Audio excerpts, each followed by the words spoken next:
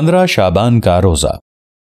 حضرت سیدنا علی المرتضی شیر خدا کرم اللہ تعالی وجہہ الکریم سے مروی ہے کہ نبی کریم رؤوف الرحیم علیہ افضل الصلاۃ والتسلیم کا فرمان عظیم ہے، جب 15 شعبان کی رات آئے تو اس میں قیام یعنی عبادت کرو اور دن میں روزہ رکھو۔